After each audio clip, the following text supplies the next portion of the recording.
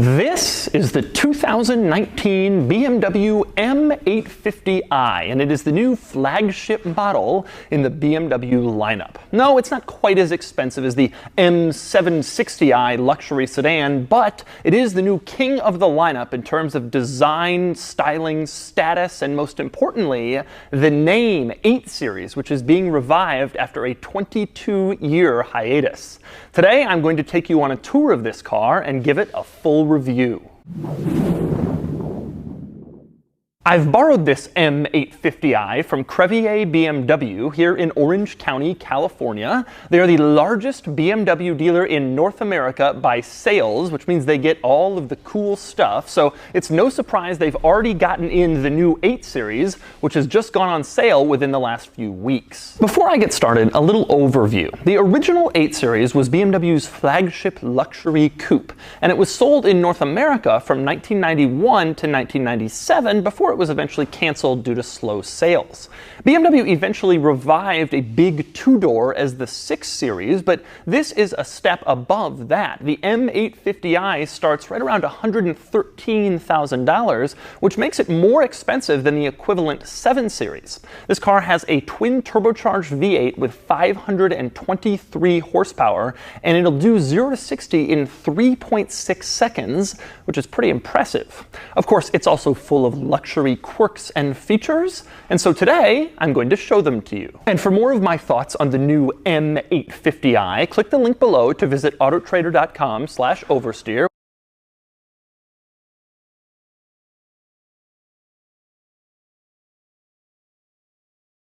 Now I'm going to start the quirks and features of the 8 Series with the door panel lighting, which might not sound that exciting, but check this out. In a normal car, when you open the door, it usually turns on a little red light to let approaching bicyclists and cars know that a door is open, but in this car, it goes so much further than that. Take a look at this. When you open the door, it changes the color of the interior mood lighting to red, and it starts flashing to let oncoming traffic know that the door is open. This is the coolest door open lighting that has ever existed in the entire car industry. I just can't get enough of it. They have red flashing lights inside the doors so you don't get hit when you open your door. Next up, moving inside, we move on to the gear lever, and it seems that BMW has finally retreated from its bizarre shaped gear levers of old and back to a relatively standard looking gear lever, although it does have one little weird quirk to it. Instead of a button on the side that you just push, it says unlock, which has the same function as the button you just pushed. You press unlock and then you can move it between gears.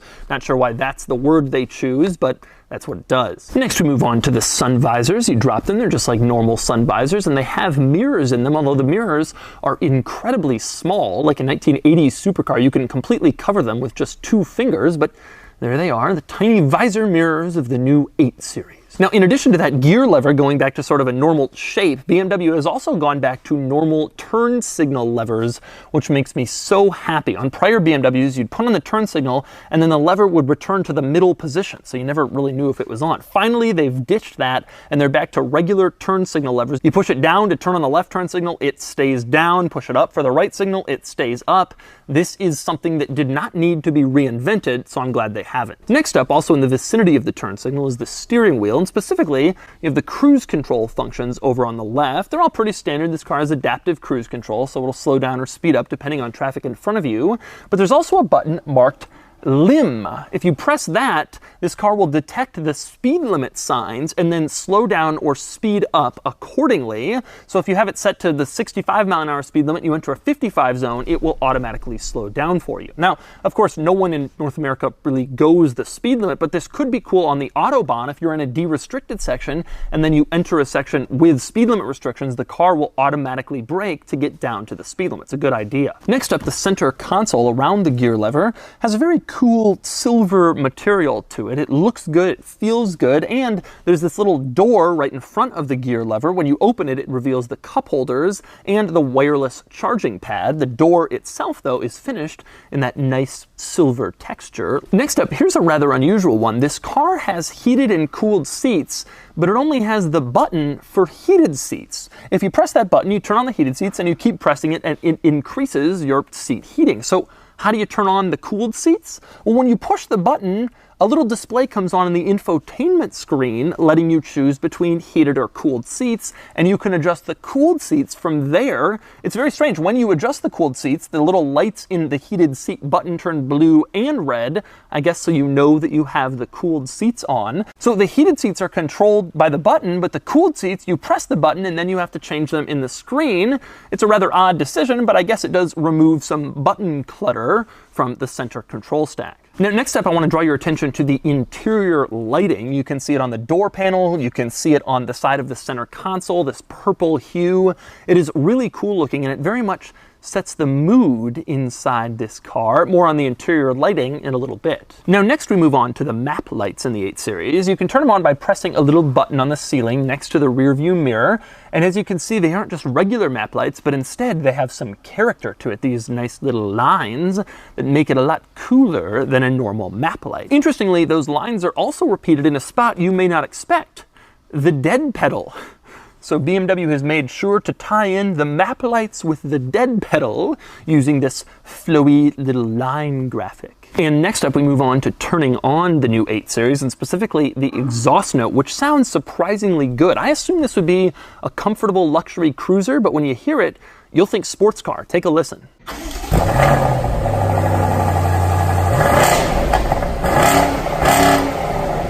Next, we move on to the rear seats of the new 8 Series, and in order to access them, you pull a little loop on the front seat, the seat folds forward, and then it automatically whirs forward to provide as much access as possible. Now, unfortunately, that isn't really all that much access, so it's not incredibly easy to get back here, but nonetheless, I will, because that's what I must do for you people. Now, when you're back here, the first thing you will discover is indeed there just isn't really all that much room, and there's nothing particularly nice or special back here. The windows don't even roll down. If you want nice roomy rear seats in the 8 Series, you'll have to wait for the 8 Grand Coupe, which will for some reason be a sedan, assuming that they make it. Now, it's worth noting, however, that there are child seat anchors back here. So if for some reason you have children and you decide you simply must have an 8 Series, you can get them back here, although I can't imagine trying to stick a child seat back here in the back of this car. Now, next we move up front, and I want to start with the laser headlights, which are sort of the next advancement in headlights. There were the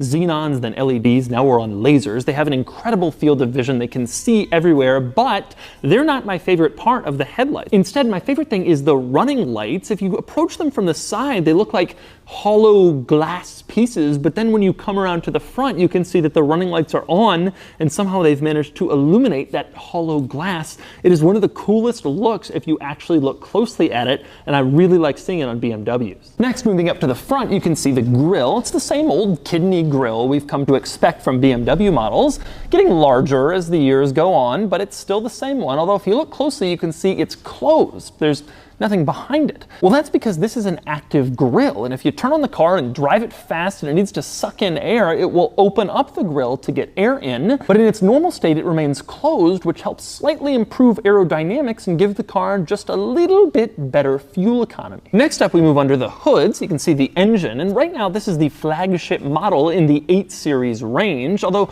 I imagine there will be an M8 that eventually comes out to beat it, but for now this is it, and it uses a pretty impressive powertrain. It's a twin-turbo V8 with 523 horsepower and 553 pound-feet of torque. Those are strong numbers, and I also like the fact that it says M Performance on the plastic engine cover, just to emphasize that it isn't an M8, but it's getting there. Next, we move on to the back of the M850i, where there are a couple of interesting quirks, one of which is the exhaust. Now, if you look at the back of the car, you can see there are openings for dual exhausts, but if you actually look in the openings, you can see that each opening has 2 pipes, so this car could have quad exhausts, and of course, they're not quite as big as the openings, although that's a pretty standard trend in the industry now. I wonder why they didn't just give it quad exhaust. It would look a lot cooler, but maybe they're saving that for the M8. And next up, I want to move on to the trunk. Although there's nothing especially interesting in the trunk. You pop it open and it opens automatically as you'd expect for a luxury coupe. You can see it's a fairly large trunk, should have no trouble getting your golf clubs in here, but nothing particularly unusual about it except for what is on the top of the trunk, this tiny little body-colored spoiler that sort of starts in the middle and then goes around to the back and makes a bit of a U shape. This is a very small spoiler as spoilers go, but it's still on there just to emphasize sportiness. a little bit. Now, next up on the outside of this car, moving on to the roof, you'll notice that this car has no sunroof. Instead, it has this carbon fiber roof panel, which is a $3,000 option. Now, in a car like this, you see the sticker price, $112,000, $113,000 with destination, and you think, oh, well, they're gonna screw you on the options. But in this car, it's actually interesting. This car only has two options. It has the comfort seating package for $900, and the carbon fiber roof panel is $3,000, and that's it. It brings the MSRP to like $116,000 from a base price of like $112,000, compared to Porsche, who wants to charge you for round wheels and transparent windows. It's actually nice how much stuff comes standard in this car, even though admittedly it has a pretty high price tag. Now, one other item I want to mention on the outside of the car before I dive into technology is just the appearance of it. I think this is a really nice looking car. BMW gets some flack in the enthusiast community for the fact their cars have become sort of big and bloated. I understand that criticism, but it's worth noting this 8 Series is only 3 inches longer than the original 8 Series from 25, 30 years ago. So it really hasn't grown all that much, and personally, I really like the look of this design. It's clean, it's not trying too hard with all sorts of flares and cuts and gouges.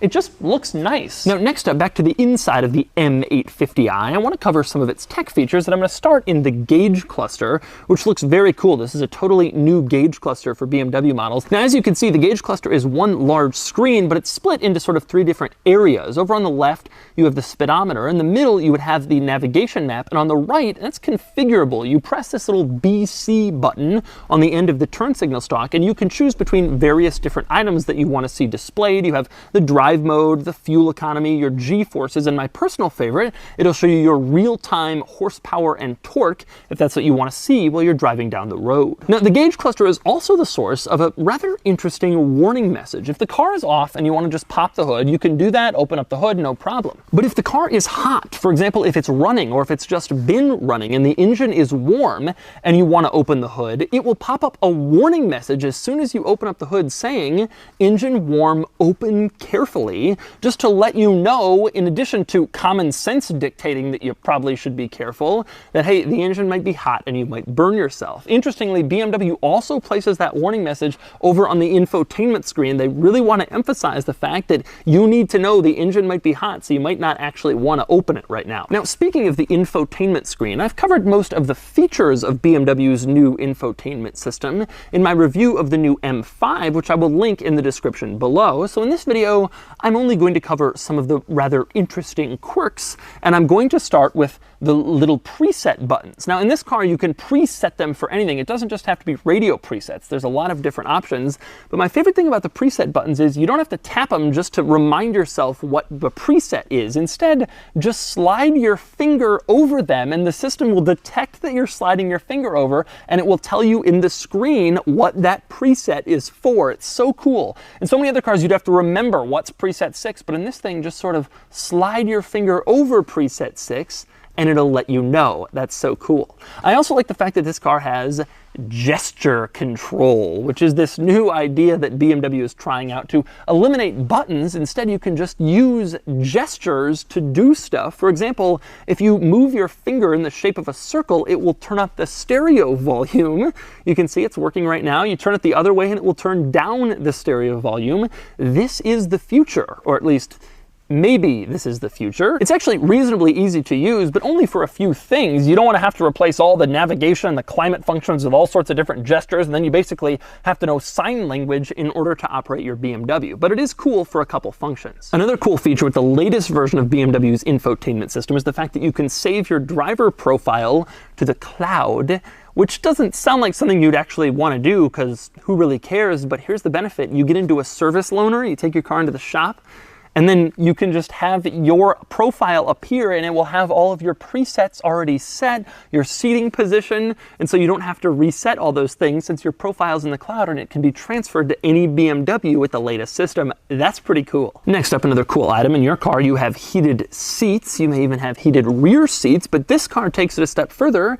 It has a heated armrest. You can go into the infotainment system, configure the armrest to come on with the seats, and then your butt isn't just warm when you're driving down the street on a cold day. Your forearm is also warm. You're in the lap of luxury.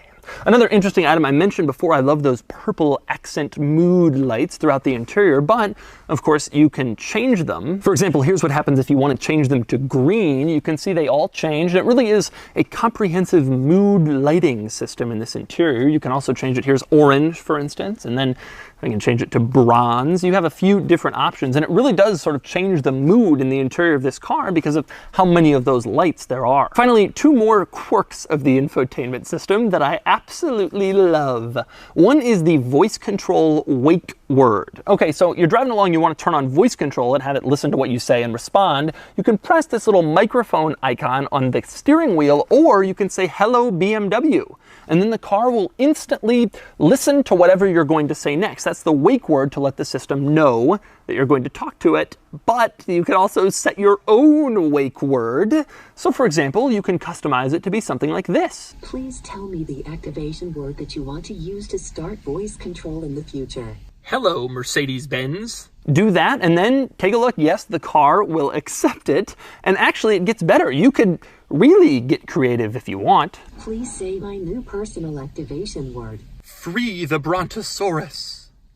And the car accepted that one too, although not quite, but I suppose it will do. I find it interesting the word they got right was Brontosaurus, and the one they got wrong was free, which is kind of interesting. Now, one other funny item in the infotainment system is the fact that you can choose relationships for your contacts. So you can teach the car, for example, your mother's name, your father's name, your brother, and so that way when you're driving along, you don't have to say, "Call Jim Smith." You can just have it say, "Call father," and it will do that to make things a little bit easier. One thing I like about that, though, is if you go to the very top of the relationships page, you can delete all relationships, just in case you're done with your family. You don't want to be a part of them anymore. Forget them. You can delete them from your BMW infotainment system forever. And so those are the quirks and features of the new M850i. Now it's time to get it out on the road and drive it. All right, driving the M850i. Now the first thing you notice when you get in this car, the steering wheel is nice and thick, like a true sporty automobile. I've been told to expect this car to be a little sportier than you might expect. The Mercedes S-Class Coupe is more of a luxury big coupe.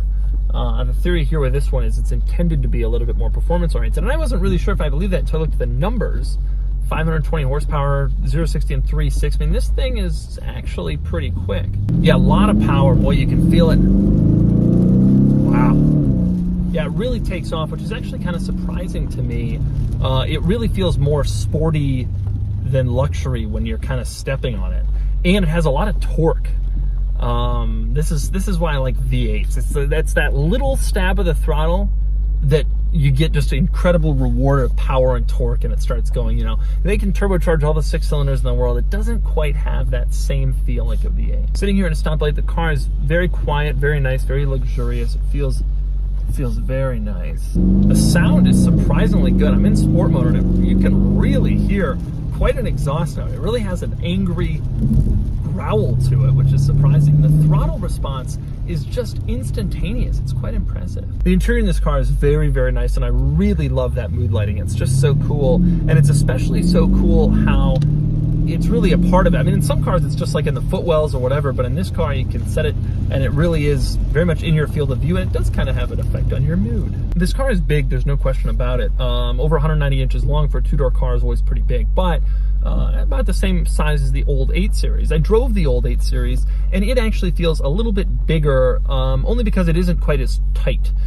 There's a little bit more play in the steering, there's a little bit less immediate throttle response, etc., and so it just sort of feels like a car that isn't as dialed in. I really like the throttle response. It's just fantastic. In sport mode, it's really, really good. The ride quality is really good. Even in sport mode, it feels very nice. Obviously, this is a very daily drivable car for people who don't, have kids or want to load anything in the back with reasonable frequency. The steering feel is surprisingly good. Like most modern BMWs, it's a little lighter and vague, more vague than the older models. It's just got a little bit more luxury feel to the steering. However, it's also pretty precise, and the car just doesn't feel all that big when you're actually steering it. The thing I'm most impressed with, though, is the acceleration. I mean, this is fantastic. If there is an M8, I struggle to understand why you would need it. It's just wonderful. The throttle response is just great, and the car feels really stable at speed. I'm going real fast in the rain on the highway here, and it just feels like it could be going Another 40 miles an hour, no problem. Feels really good. And so that's the BMW M850i. In a market that's obsessed with SUVs, I have no idea if this thing will be a success. The Mercedes-Benz S-Class Coupe has basically been a resounding failure with slow sales and big discounts. But if you're looking for a luxurious, big coupe with attractive styling and surprisingly sporty driving characteristics, this is your car. And now it's time to give it a Doug score. Starting with the weekend categories and styling, the new 8 Series is a handsome car, not stunning, but very nice looking, and it gets a 7 out of 10. Acceleration does 0 to 60 in 3.6 seconds, and it gets an 8 out of 10. Handling is sharp, surprisingly so given its size, and it gets a 7 out of 10. Fun factor is good, though fun isn't this car's primary objective, but it's more exciting than I expected it to be, and it gets a 6 out of 10. Cool factor is decent. The 8 Series is back, but this revival isn't that thrilling since BMW has already been near this segment with the 6 Series for a while, and it gets a 6 out of 10 for a total weekend score of 34 out of 50. Next up are the daily categories and features. This car is well equipped, but this particular one is a little light on features as it's missing a sunroof and some other stuff, and it gets an 8 out of 10. Comfort is strong, and it gets a 7 out of 10. Quality is high, the interior is gorgeous, though any of us who's ever owned a used BMW knows long-term reliability may be a bit of an issue, and it gets a 7 out of 10. Practicality is good, it has a big trunk and a fairly big back seat for a two-door car, and it gets a 4 out of 10. Finally, value. It's actually well priced versus rivals, but it's still a new car that will suffer from big depreciation. It gets a 6 out of 10 for a total daily score of 32 out of 50. Add it up, and the Doug score is 66 out of 100, and here's how it stacks up against rivals. It just edges out the Lexus LC. The LC is cooler looking, and Lexus quality is unbeatable, but the BMW is more fun to drive and a little more thrilling. The 8 Series also beats out the aging Mercedes SL, no surprise, though the BMW loses out to more expensive stuff like the Aston Martin Vantage and the Ferrari Portofino, especially when it comes to the weekend categories. Now, speaking of the infotainment screen, I've covered a lot of the features of BMW's latest infotainment system in my review of the new M5, which I will link in the description below, so in this video, I'm mostly